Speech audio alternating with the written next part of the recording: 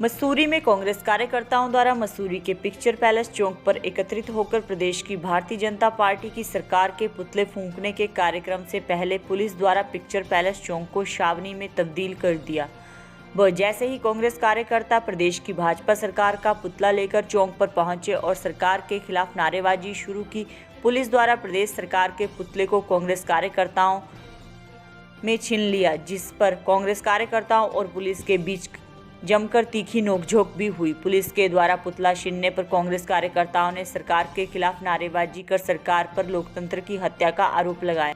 मसूरी शहर कांग्रेस अध्यक्ष अमित गुप्ता और कांग्रेस नेता मेघ सिंह कंडारी ने कहा कि आज सरकार ने एक बार फिर लोकतंत्र की हत्या करते हुए उनके अधिकार का हनन किया है। उन्होंने कहा कि पुलिस द्वारा उनको प्रदेश सरकार का पुतला नहीं फूंकने दिया।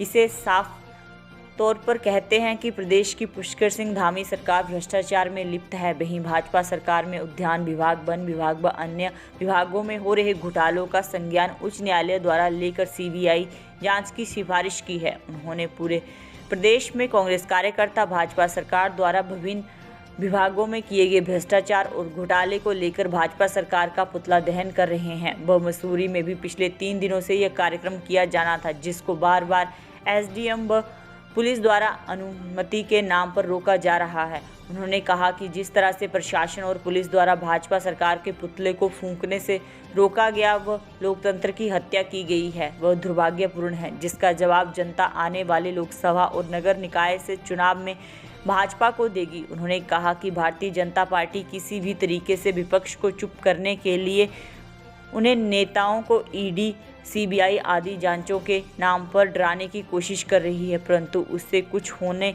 वाला नहीं है। उन्होंने कहा कि प्रदेश में हो रहे घोटालों को लेकर कांग्रेस लगातार प्रदर्शन करती रहेगी। ये एक किस्म से लोकतंत्र की हत्या करने की पूरी तैयारी भाजपा सरकार ने, चाहे वो केंद्र की सरकार हो चाहे वो प्रदेश की सरकार हो, पुलिस के माध्यम से लोकतंत्र की हत्या करने की पूरी साजिश रच ली है। और जैसा आज ये घटनाक्रम यहाँ पर हुआ, ऐसा हमने अपने पूरे 18-20 साल के राजनीतिक जीवन में कभी भी नहीं देखा कि एकमात्र पुतला दहन के लिए पूरी की पूरी पुलिस फोर्स 50 पुलिस वाले सड़क के ऊपर खड़े हैं।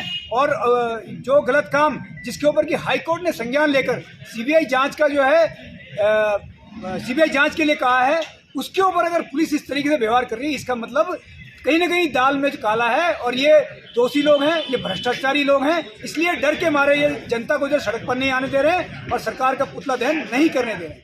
इसका जीता जागता प्रमाण है कि ये भाजपा सरकार किस हद तक गिर सकती है।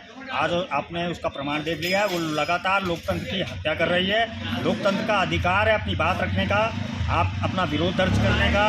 और आज कांग्रेस भाजपा सरकार, जो प्रदेश की भाजपा सरकार है, उसमें जो विभागों में घोटाले हो रहे हैं, जिसमें एक उद्यान विभाग है जिसमें हाईकोर्ट ने संज्ञान लेते हुए सीबीआई जांच उस पर बैठा दी है।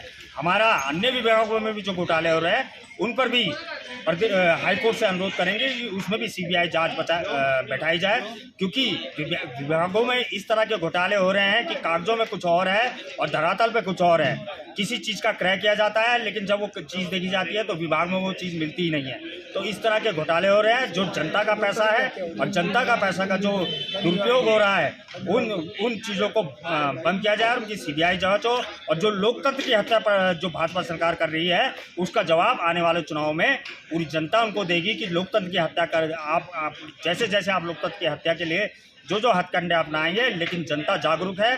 जनता इस बार अपने मत से उनको लोकतंत्र का मतलब समझाएगी। भाजपा का सिर्फ अब डरी हुई भाजपा सरकार है, क्योंकि उन नेताओं से वो डरते हैं कि आज हरीश रावत इतनी उम्र में भी आज पूरे उत्तराखंड को लीड कर रहे हैं। आज वो देश के एक बहुत जाने माने नेता हैं, तो वो डरते हैं उन लोगों से।